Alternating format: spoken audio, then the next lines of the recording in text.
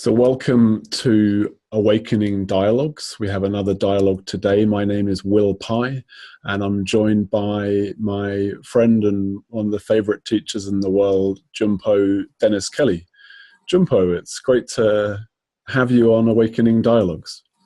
It's good to see you again, my friend, and be able to relax and have a conversation. Yeah, I'm looking forward to it. And I thought a nice way to begin, I know you're a fan of Hafiz and Rumi and all these rogues and rascals, and I read a lovely Hafiz poem earlier on, which just seemed to be a nice poem for our conversation. And just to clarify for our viewers, our listeners, the topic we've chosen is bodily disintegration, depression, and death as spiritual experiences. So sounds like a lot of fun, right? Sounds like we can really have some fun with this darkness. I don't know, with a title like that, I'd probably just not even listen to it. So there's got to be a smiley face at the end, something to indicate that there's a subtlety to this conversation. Yeah, it's not going to scare you or actually totally depress you and fill you with anxiety. Oh, great. Who wants to listen to that? If you can't face up to the dukkha of life, then you need to practice more, right? These are the fundamentals. And but let me read this Hafiz, because this puts a rather positive spin on the nature of this human experience whilst embracing its reality. The poem is called Wow. Wow. Where does the real poetry come from? From the amorous sighs in this moist dark when making love with form or spirit. Where does poetry live? In the eye that says, wow-wee, in the overpowering felt splendor, every sane mind knows when it realizes our life dance is only for a few magic seconds. From the heart saying, shouting, I am so damn alive. Brother Hafiz so often has a way with words that just is exquisite. Yeah, the Sufis have an exquisitely beautiful way of expressing through poetry the process of awakening. They're lovers, and it's great. I incorporate it all the time in my teaching. Yeah, I remember reading the Hollow Bones Sutra book and seeing not only what one would expect, the classics of Zen literature, but also yogic teachings and Einstein and Rumi, and indeed some the Gospel of Thomas as well. So there's an eclectic interest there for you, and I guess we would hope that we would like that spiritual awakening would lead to total peace and absence of any degree of suffering, the cessation of all pain, and a sort of perpetual transcendent realm of joy and none of the realities of life. But this is, of course, not how it is. The human being continues to have a body, and this title of bodily disintegration, depression, and death kind of really, I wanted us to look at these realities of life. I know that you've had a diagnosis of stage 4 throat cancer and went through some really rigorous treatment many years ago and are in good condition now, I understand. And yet a Parkinson's diagnosis recently has informed your practice and experience of reality. And I've had a brain tumor diagnosis at 31, which was then a cancer diagnosis. And I know that for me, that diagnosis was one of the biggest impacts and gifts on the path. I reckon it saved me maybe 5 years of Zazen. It really sort of brought home a insight rather more quickly than sometimes these things arrive. So it's what we really say is, when will I awaken? When there's enough pain, right? So it's like in direct proportion to our frustration, we're driven, right, along the path. So, and you're correct. These moments are priceless. So, but how to understand that if you haven't been through one? If you haven't been hit by a bus, it's kind of hard to explain. Yeah, and you can say that these moments are precious and don't take it for granted. And of course, we all heard that. We've all heard that, and yet it's relatively ineffective in actually affecting any change. I wrote this book that was intended to create the experience of a wake-up call. And of course, even if it's a good book and has some impact, it's not going to create the experience of actually facing your death and really grappling with mortality. But to frame that facing rather with death, coming face to face with that this physical body will end, this particular show as me will end, that for me was such a huge gift, and gives rise to that clarity that Hafiz is really pointing to, that this moment right now, this moment is exquisitely precious. It's priceless. Yes, and classically in the study of Buddhism, Buddha Dharma, there are three fundamental truths that need to be realized and experienced. This is the foundation teaching. It begins with impermanence. So when you actually grok impermanence, we have some idea of it. But when suddenly death comes, and comes along a bit of the way, it isn't like, just threatening. You're inside the deconstruction dissolution process. You experience impermanence, and suddenly the sacredness of this gift of life, everything is going away. Like Buddha taught, everything is burning, right? So suddenly you shift your view. I may never see you again. This is, each moment is precious. And it's like, so that revelation takes place when you finally experience dying. It's like, oh my God, and you turn back, you have a whole different perspective. Or you can shut down and whine and run away and hide and drug yourself. There are alternatives to waking up. Yeah. Absolutely. Many of them less painful in the short term, at least.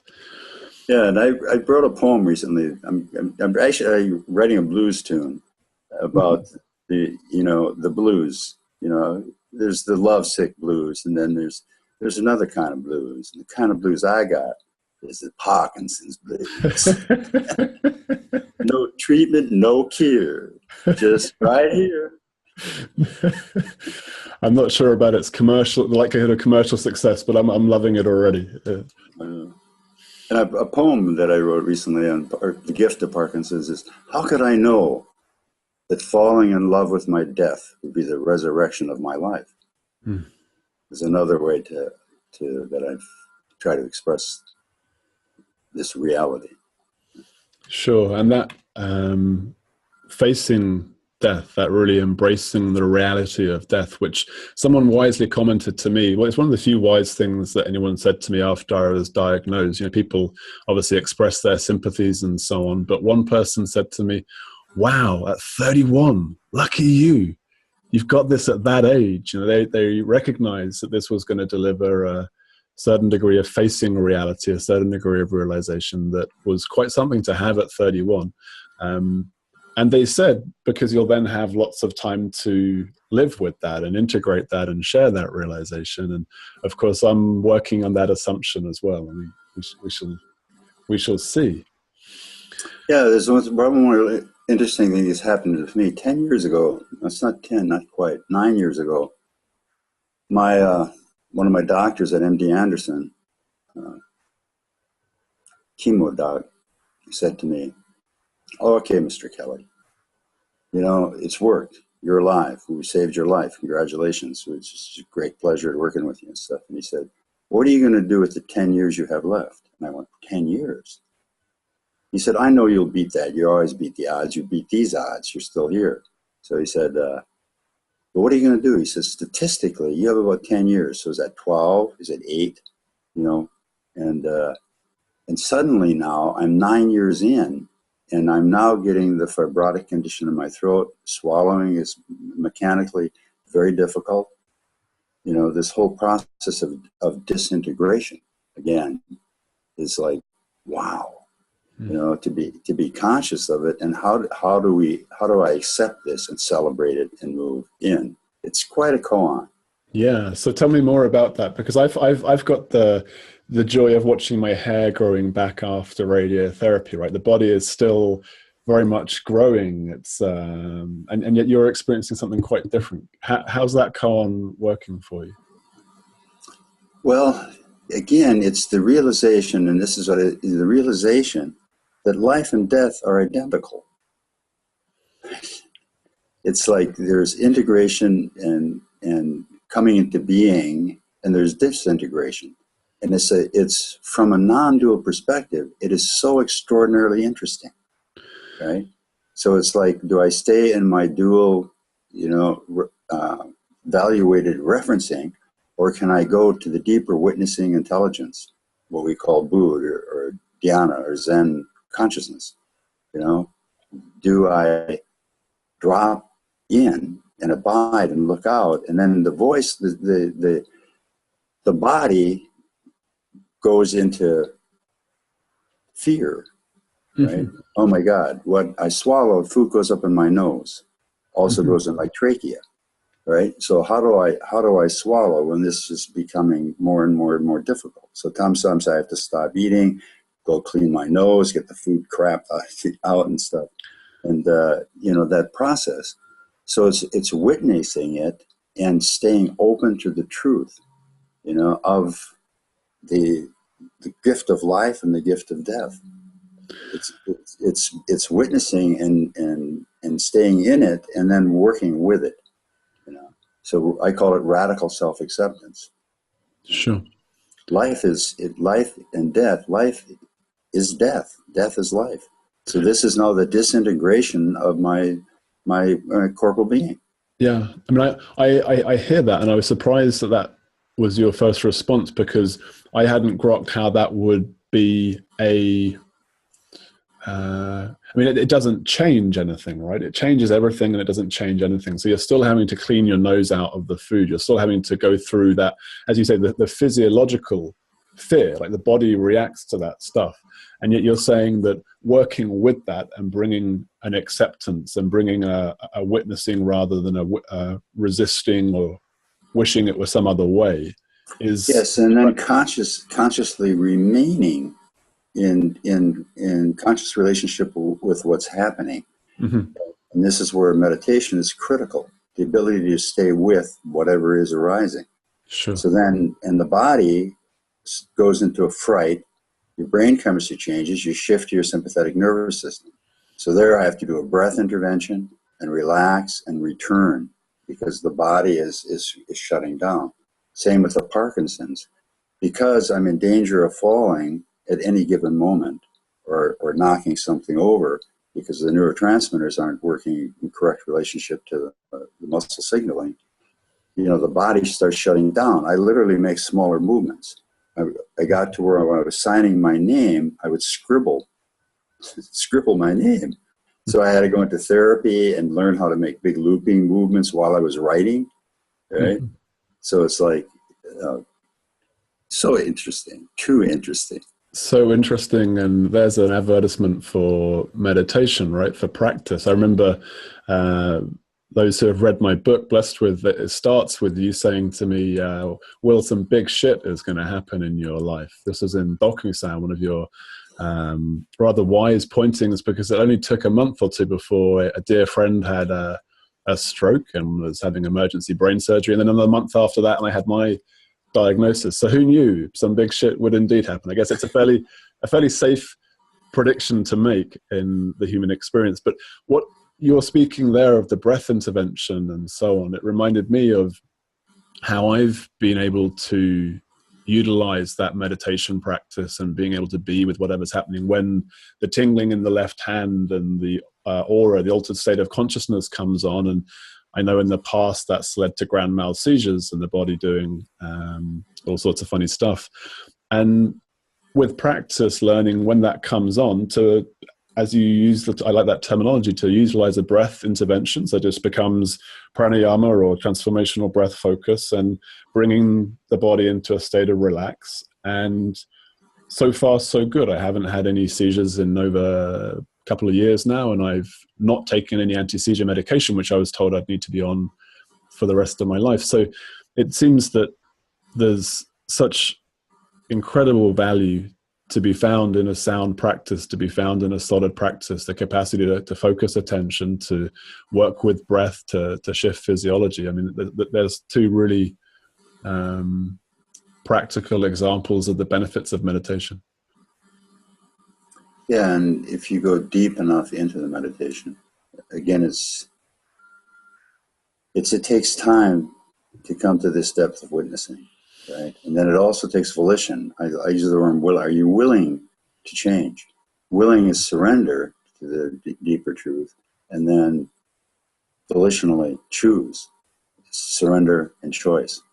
So it's like surrender to the circumstances, return to the circumstances, do an intervention, right? Which is like, no, I'm not going off. I'm not collapsing, retreating into my psychological reactions to circumstances, right? I'm staying with what's going on. So it's not a denial. It's a release of the story and the reactive emotionality. It's like you go deep enough into your witnessing and you watch an emotion, which you really get emotion, is reacting to conditions of circumstances. So it's like you had mentioned depression. Depression from an enlightened perspective is inconceivable, right? Because depression is an unwillingness or an inability to get deep enough into the feelings, to get the information in the feelings and do something or not do something, right? So instead I'm depressed. Well, I'm depressed. Well, what are you talking about? You're stuck in a layer of ignorance. Just go on down underneath it, and honestly, what is it? What's happening here? What are you afraid of? What's going on? What do you need to do? What pain is being depressed, or yeah. So what information is being depressed? And are you doing it because you can't, or are you doing it because you don't want to face it? So this gets into a whole other area of investigation. Sure. So I'm familiar with depression that I've deconstructed or cured, as it were, through a process of inquiry and actually feeling what needs to be felt. I'm also familiar, recently I was wondering if there was some elements of, I've always resisted the notion that depression is a physical illness caused by physical conditions, because of course this can be quite a disempowering view, a disempowering perspective.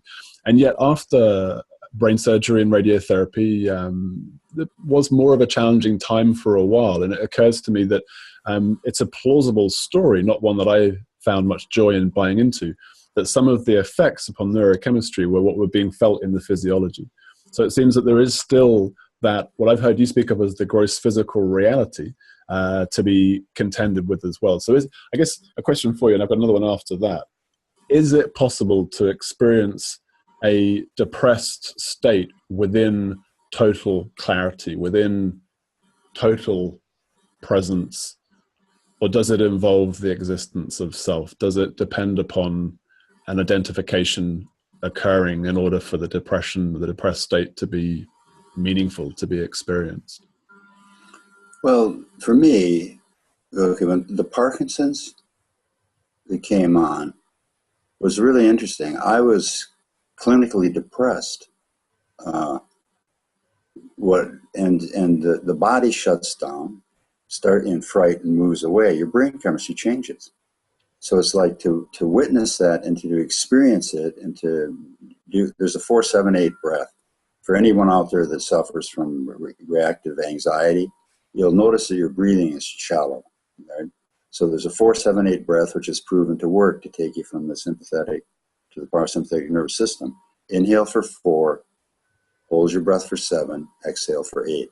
Do that, for a few minutes or 20 rounds or whatever is necessary, and you'll change your chemistry and shift your brain chemistry and come back. Mm-hmm. So it's like when the physical reactivity begins and takes over, you have to do an intervention process, right? And so for me now, depression is no longer conceivable because I stay with the anxiety. I stay with the pain. I stay with the discomfort. Yeah. I want the information in it. I don't want the reactivity. So intelligence now is louder than emotional reactivity. So the emotion is still there, but it no longer is neurotic. Mm-hmm. It's now erotic. Yeah, I can relate to that. It's definitely still a process unfolding with me, but the only thing that shifted, I still feel just as much pain as I ever felt, just as much emotional discomfort as I ever felt. But what seems to have developed is a capacity to enjoy that pain, to realize the eroticism almost of that pain, to actually just simply be with it as it is, rather than in the conditioned response with it as a problem or something that should not be there or is part of a story of something or other. Yeah, how I explain it is if you really can go to this depth of witnessing, non-dual witnessing, what you'll experience is that pain, what I relate to pain now is noise. Like I'm working with doctors, blah, blah, and seeing all these specialists, and they say, well, what's the pain? And I say, well, I don't relate to it as pain. For me, it's noise. Right? Mm-hmm. So it's like relating to pain as noise. Is one way. What's the level of noise or information or data? Yeah. Mm-hmm. What's the information in it? And once you get the information, then what can you do? So it's acceptance of what pain is an intense neurological load. It's like okay, and so open to it instead of fighting it and resisting it. So it's accepting the pain and getting to the information. And what becomes really difficult is like when the pain level just stays so high. Like say the noise level, then it's exhausting. Sure. And then the question is, they now have specialists, pain management specialists. What do you do with someone near the end of their life that's overwhelmed with pain? How do you reduce the pain? Because that volume is exhausting. So, I've never had any significant ongoing pain to deal with. I'm guessing with the treatments you went through and with the Parkinson's, that noise has been pretty prolonged in its noisiness at times. Yes, and I've got osteoarthritis now. I've got stenosis in my neck and nerve impingement. I've got a mechanical problem. My spinal vertebrae are too small for the size of my spinal cord. So now I have impingement in my neck. There are 3 places in my neck where my vertebrae are choking my spinal cord. So I'm looking at, they have a new surgical technique. That they go in and they scar 4 vertebrae and they open them. And then they put a bone graft in and it makes a larger passage. So that's one way that I can get reducing the neurological pressure, which gives the noise. That sounds painful, but presumably it's going to alleviate the pain. Is the idea there? Well, the only guarantee is that the guarantee is it won't get worse. So this is my specialist is saying I can guarantee it won't get worse, but I can't say that the nerve damage hasn't already occurred. Uh-huh. Not everybody recovers from nerve damage. It takes a year at least, and many people don't recover from it. So he was saying when you're at that point where you don't want it to get any worse, because I'm doing all of the therapies and everything I can do conceivably to come to that point. Uh-huh. Yeah. What I'm hearing with all of this, and certainly this is partly my motivation in speaking about bodily disintegration, death, depression, in all of these circumstances, there's great opportunity to deepen insight, to deepen practice. And this has always struck me as such a helpful story to tell, a helpful lens to put upon what life presents. It's all opportunity to wake up and grow up more fully, right? What else to do? Yeah, and also when this happens, then automatically a greater depth of compassion arises for people that are going through things. You now share the reality. So for me, it was just a natural opening. Yeah, a cancer diagnosis unites you with a good few million people around the world who have at least some similarity, though it's a unique thing for every individual. There's still some. There's a bit of a club that you join, and that empathy and compassion for the others that are in this club is, it's definitely amplified and magnified. One thing I've had to learn to do is people say, "How are you doing?" and I'll get out the list. And then I get started and I go, wait a minute. Thanks for the love. I'm doing okay. There's a lot going on, but I really thank you. And they usually crack up as opposed to having to listen to my litany. This reminds me of a checkout at a session with you I think it was in Loveland, Colorado. I think it was that brass dragon came to my hand, and I said something like, so my business is collapsing. I've got a diagnosis of a brain tumor. I've just caught flu from the bloke next to me for the last week on session. And why am I such a lucky guy, or something along these lines? It was just this sort of recognition that there's all this stuff happening, and one could tell a story about it that could be quite depressing, and yet it's just perfection unfolding, these phenomena occurring. And it's so great to be having a conversation with the guy who walked into a room in Melbourne 15 years ago and turned me on to this stuff in a bigger and fuller way, and gave me a path that I was happy to follow within the Mondo Zen work and within the Hollow Bones Sangha. Yeah, and on we go, Bubba. On we go. It seems that that's useful.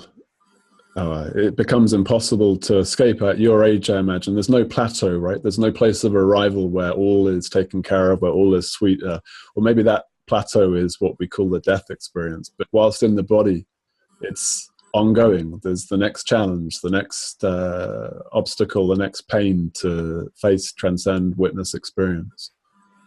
Yeah, it's like no treatment, no cure. Mm-hmm. Death. So it's like lipstick on a pig. Oh, do a little of this therapy, try that therapy, do some more of this, do some more of that. Huge level of playful distraction while you guys love that in the US. Disintegrate. Yeah. It seems so. I'm deeply involved in doing everything I can. I got a personal trainer. I've changed my training. I've just Qigong, yoga.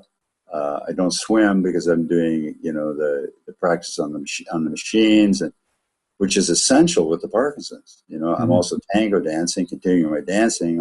It's more difficult now because of balance. But all of these expressions and investigation and celebration is simultaneously going on. So you do still get to tango dance occasionally? Oh yeah. Great to hear. Yeah. My beloved and I, tango, Argentine tango is where it's at. Mm-hmm. It's a tantric practice. Yeah, I hear you. I found myself singing around the house yesterday, so I'm getting over that fear and learning that I actually enjoy singing. Maybe I'm going to find the same with dancing formally. I've always loved being at raves and so on, but the sort of tango thing, that's a new one for me. I like the way you sell it as a tantric practice. Yeah, and it's like initially what you lead and then you follow in the tango. And I'm trying to do fancy steps and stuff, and my teacher, he looked at me and he said, No. He said, drop all that crap. He said, it's her they're looking at. He said, you just do things properly and she'll do it all properly. You stop. You're in over your head. Just relax, back up. You don't need to be doing the showing off the ladies. Yeah, and then when you get the tango down and you're moving together and a mistake is made, you automatically correct it.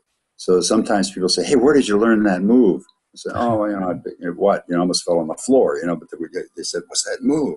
So, it's a little something I picked up. A little bit of jazz, a little bit of spontaneous acting. Yeah, you can't do it wrong. Along those lines, that sounds a little bit like surrender, going with the flow. And earlier on, I know this was quite a interesting distinction. You mentioned this earlier on, the volitional aspect. So there's the presence that is, the non-dual witnessing that is, and there's this volitional aspect that you point to. And I know I've heard you use the expression choosing enlightenment. And what I often hear in contemporary chat around spirituality is that there's nothing you can do, particularly with surrendering. Indeed, I'd often point to this myself, that it seems like more an act of grace, we could say, or it happens, surrender happens. But what you're pointing to, I think, is another piece of that, which is that there is this volitional quality to it. There is an intent, there is choice moving in certain direction. Can you speak to that? Because it's a little bit of a paradox that we surrender, but who would surrender, and where is the volitional in that? Yeah. So the non-dual perspective is non-dual. Mm-hmm. There isn't any good and there isn't any bad, right? This is a dualistic relative interpretation of circumstances, right? So it's from a non-dual perspective, like Trungpa used to say to me, see the perfection, see the perfection. This is what he was talking about. And to see the truth of life unfolding. Christ said it is written. It cannot be any other way. Karmically, karma isn't some psychological game of repetition. Karma is the truth that all conditions and circumstances are unfolding in relationship to other conditions and circumstances. Mm-hmm. And the path that we're on is already written. Christ said it's written. This is what he was referring to.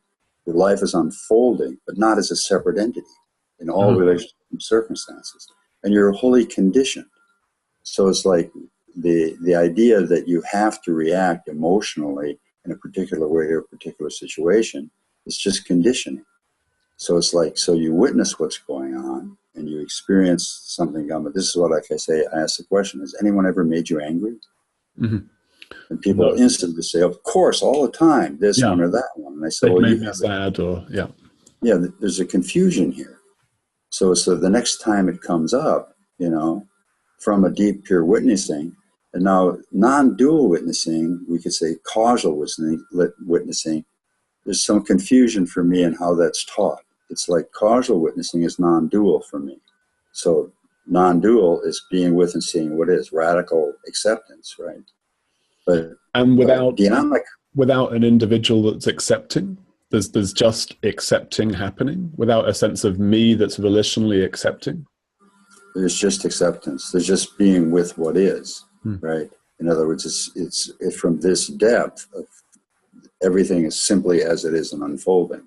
Mm-hmm. From dhyana or from witnessing, there's view, and from this witnessing intelligence, like I say, out of emptiness arises sentience, and with sentience, there's an intelligence that comes with that wants to know what's going on from miraculous reason. So if we go deep enough into witnessing and stay on track, we'll come to this depth of witnessing that is deeply curious. Deeply curious and what's really going on. And then if you really stay and watch what's happening, no one has caused you except your conditioning. So you have the choice, right? So if no one has ever made you angry, what are you really feeling when you're projecting anger or being violent? So the question is, okay, look underneath that and discover what's going on. You're frightened. Something got your attention and disturbed your wa. You relate it to something. You're frightened. There's some sadness or grief because something bad could happen or uncomfortable.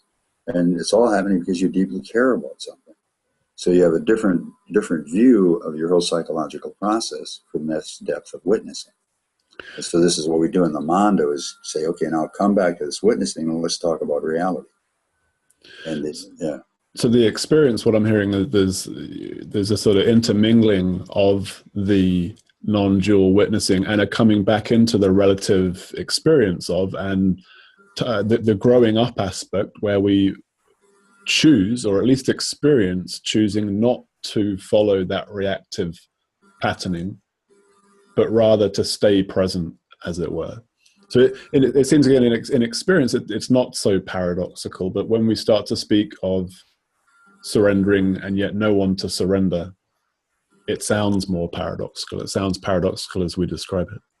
Yeah, so I knocked with the Parkinson's. You have to be really careful when you pick something up, or because of the tremor in the hand and direction. So you'll knock stuff over. Mm-hmm. So I have to go to move for something. Then I have to like slow for a minute and to do it. So there's a whole process of doing it. I knocked over my favorite coffee cup. I had it for 20 years. I got it from a potter friend of mine. It hit the floor. When it hit the floor and shattered, I started laughing. It It was exquisite. Was there a moment of contraction, or it was straight into the laughter? How quick did you see the perfection in your? It was immediately into the laughter. It was now my conditioned reactivity, right? But what I'm saying is that that's an example of what happens over time as you reprogram yourself. Another time something happens, and I'll go, oh, God damn it! I'll express anger, and then I'll beat myself up for being that. What a reaction is that? So I'm caught back in psychotraumas. And then I start laughing and come back out again, right? So it's like once you understand it, then the choice is there.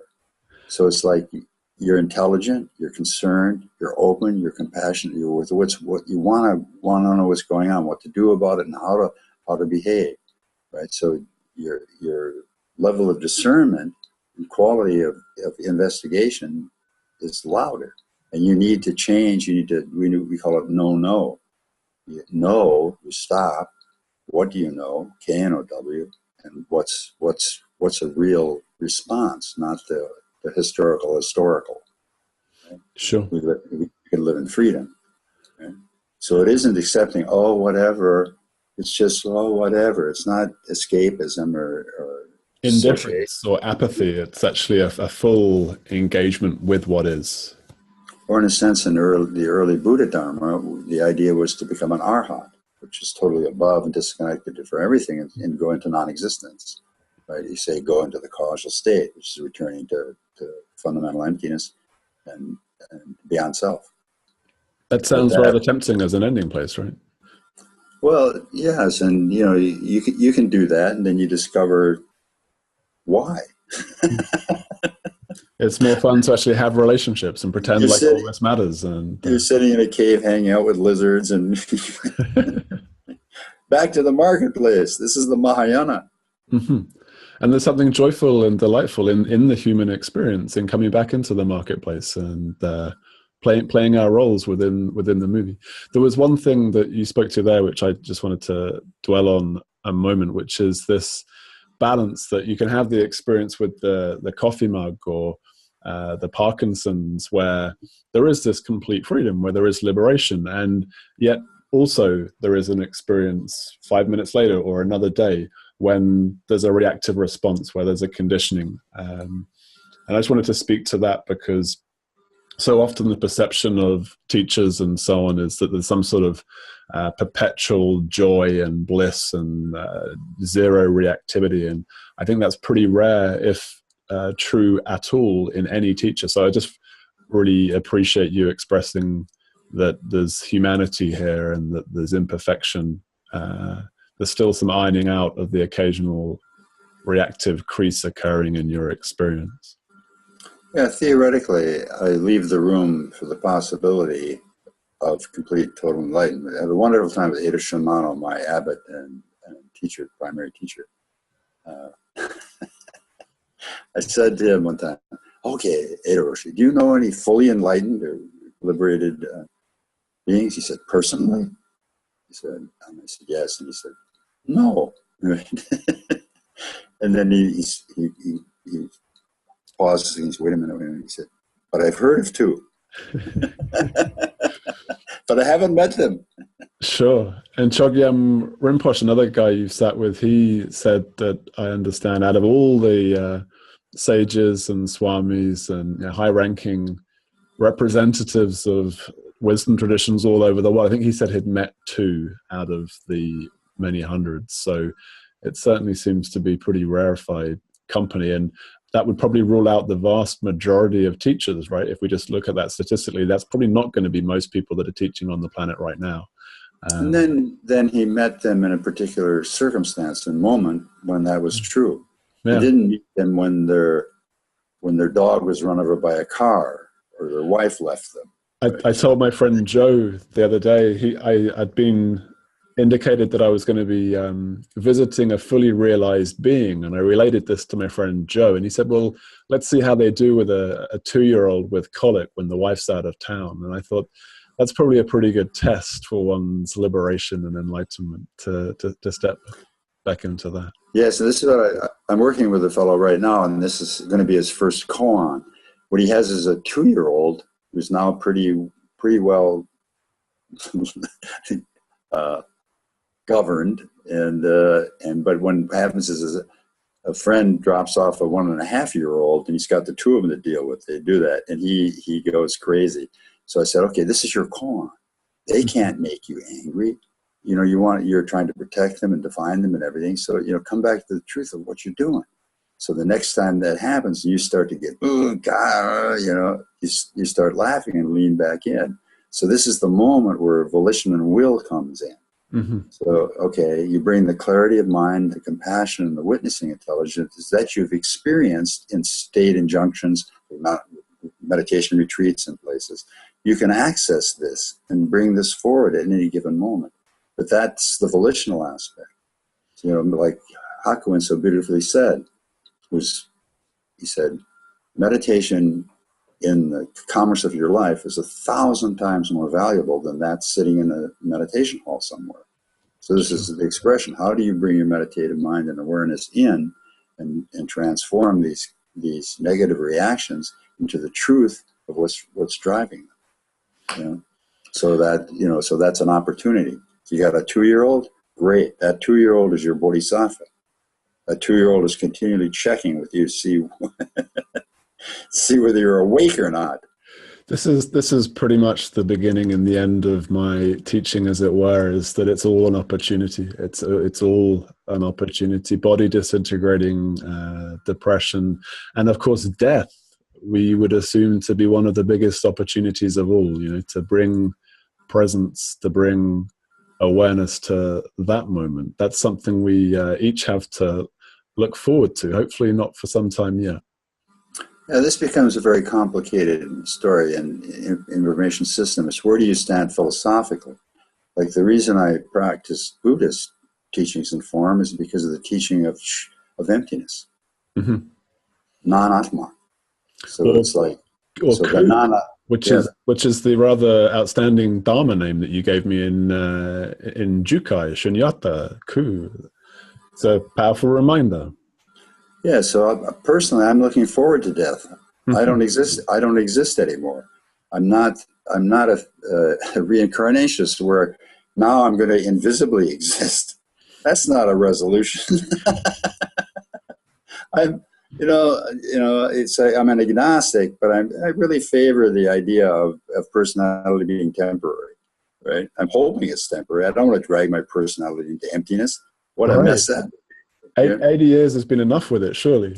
Yeah, you know, so it's a pretty decent one now, well trained, done some good dog training and everything. But I'm looking for some downtime. Just turn off the TV for a couple thousand years and come back and see what's left of the planet. That sounds like a plan. It's certainly something that intrigues me. Also, this death possibility, this death inevitability. I think we've offered, I hope, an avenue into the delights and the opportunities within depression, within death, our mortality, our facing our mortality, and bodily disintegration as well, Junpo. And I'm, as ever, just so deeply grateful for your presence in the world. And I hope that everyone that watches this reads Heart Blown Open, your biography written by our Dharma brother, Keith Marlin Smith. It's just an extraordinary life that you've lived, and it's a privilege and a joy to share a little bit of it with you here today. And I'd like to mention the heart of Zen, which is the basic postmodern record and of the development of the Mondo Zen dialectic process and emotional koan work, how to bring meditation into our lives. And that gives people a taste that they can then satisfy more fully on a Mondo Zen retreat, which they can see on mondozen.org. I'm looking forward to sitting with you this year. It's been a few months now since I got to do that. Coming to Rohatsu? I still haven't done a Rohatsu, so I guess I should do that at some point. When's the next one? It's always the Saturday after Thanksgiving.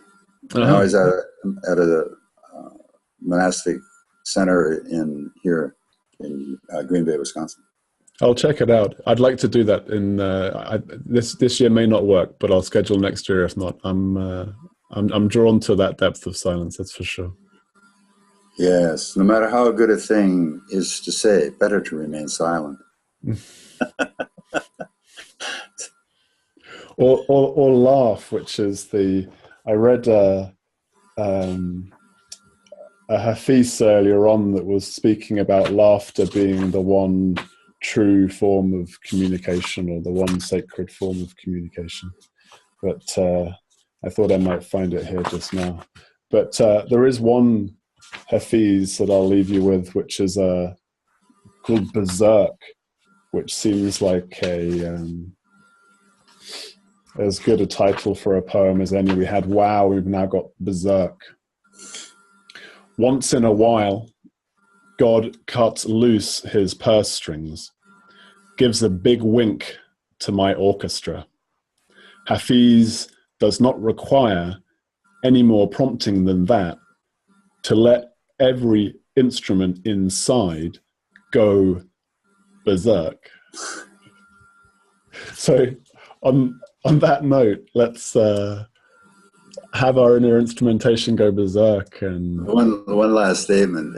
Okay, so what I teach is if you've lost your sense of humor, you've definitely lost your way. Mm-hmm. And inside the Mondo training, we have a practice called sacred laughter. Uh-huh. What a sweet and wonderful practice, and necessary practice. There's a lot of taking ourselves too seriously now in this spiritual game. So thank you for that reminder too. All right, my brother. Thanks so very much. Lots of love. Joy as always. Okay. Keep spreading delight out of the darkness into delight. What else to do? Okay. Bye-bye. Bye-bye.